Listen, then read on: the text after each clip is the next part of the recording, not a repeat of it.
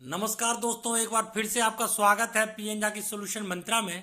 दोस्तों, आज मैं जिस टॉपिक पे बात करूंगा वो है क्या है बीबीसी का डॉक्यूमेंट्री विवाद।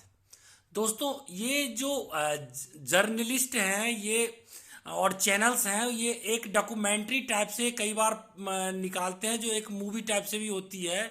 और उसमें जहाँ तक इंटरव्यू ये दिया जाता है हुआ होता है। तो यहाँ पे ये जो डॉक्यूमेंट्री विवाद है, इसमें 50-50 मिनट की दो पार्ट में एक मूवी टाइप से बनाया गया है, जिसमें कहीं कहीं इंटरव्यू भी दिखाया गया है। इसमें जो चीज दिखाया गया है वो है गोधरा कांड के बाद गुजरात में हिंसा हुई थी। आप पूछेंगे जो गोधरा कांड क्या हुआ था, तो 2002 ईस्वी में कांवड़ियों का एक मंडल तीर्थ यात्रा से जा रहा था। तो गोधरा में कुछ विवाद हुआ और किसी विवाद की वजह से वहां पे ट्रेन के अंदर ही इन कार सेवकों को जला दिया गया। तो ये किस समुदाय का हुआ, क्या हुआ, ये चीज पे मैं नहीं बोलना चाहूंगा। मैं बस ये चीज बोलना चाहूंगा जो कि कहाँ से शुरुआत हुई, उसके बाद क्या हुई। तो व्यापक पैमाने पे गुजरात में हिंसा हुई। तो हिंसा तो बार बार होती रहती है और राइट्स, कई बार कम्युनल राइट्स जहां तहाँ छेड़ते हैं। अभी हाल ही में दिल्ली में हो गया था 2020 में, इससे पहले यूपी में हुआ था। तो मतलब इस तरीके की चीजें होती रहती है। अब गड़बड़ कहाँ पे आ रही है, तो गड़बड़ ये हो रही है जो इस पूरी हिंसा का बीबीसी ने जिम्मेवारी किसी बड़े नेता को कर दिया। बड़े नेता कहने का मतलब जो उस टाइम के मुख्यमंत्री थे मोदी जी, और आज के प्रधानमंत्री है, टोटल रिस्पॉन्सिबिलिटी उन पे थमा दिया। कितनी भी जब कोई चीज होती है, जब हिंसा होती है, तो उसको कंट्रोल करना एक बड़ी चीज होती है, ना कि ये जो नेता पे ही ये डाला जाता है कि जो ये नेता की वजह से हुआ।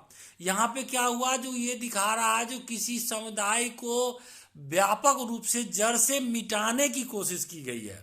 और उसमें बार बार इंटरव्यू लेकर के और अलग अलग चीज से लेकर दिखा करके ये कहा गया है कि जो मोदी जी ही पूरी तरीके से रिस्पॉन्सिबल है। तो नरेंद्र मोदी जी उस टाइम में मुख्यमंत्री थे गुजरात के।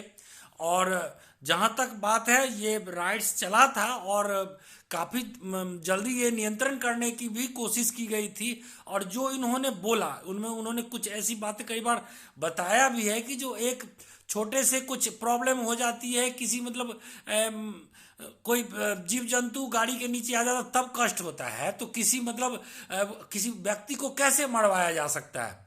इसके बावजूद भी बीबीसी ने इस विवाद को तुल दिया है। हो सकता है क्या रीजन हो, किस चीज से ये आया, राजनीतिक रूप से मैं ये नहीं जानता, लेकिन ये बीबीसी ने कहीं ना कहीं एक चीज को टारगेट किया। पहले हम लोग जानते थे जो बीबीसी एक निरपेक्ष संस्था है, और उस दौरान क्या होता था, लोग बीबीसी को सुनना पसंद करते थे। अब यहाँ पे ये जो चीजें हुई है यह काफी विवादित हो गई है, क्योंकि इसमें इंटरव्यू भी इनका दिखाया गया है। और इस इंटरव्यू में बार बार एक उनकी बात को रिपीट किया गया है, वो यह कि मैंने एक काम नहीं कर पाया कि मीडिया को हैंडल नहीं कर पाया। इस चीज को कई बार ये चीज दिखाना चाहते हैं। मतलब ये हुआ कि जो नरेंद्र मोदी जी कहीं ना कहीं मीडिया को हैंडल कर रहे हैं, ये बीबीसी साबित करना चाहती है। साबित जो भी करना चाहता हो, लेकिन जो चीज 20 साल से दबी हुई बातें हैं उसको उखाड़ करके नए रूप में किसी न कहीं ये देश का ही अहित करने की ही एक चाल हो सकती है। नहीं तो हर जगह तो हर रूप में शांति शांति ही है। देश में जो देश की जो आज के डेट में ताकत है वह अलग रूप में है और अलग रूप में दिख भी रहा है। कहीं कोई वायलेंस भी नहीं हो रहा है। तो किसी चीज को तूल देना मेरे हिसाब से तो सही नहीं होगा।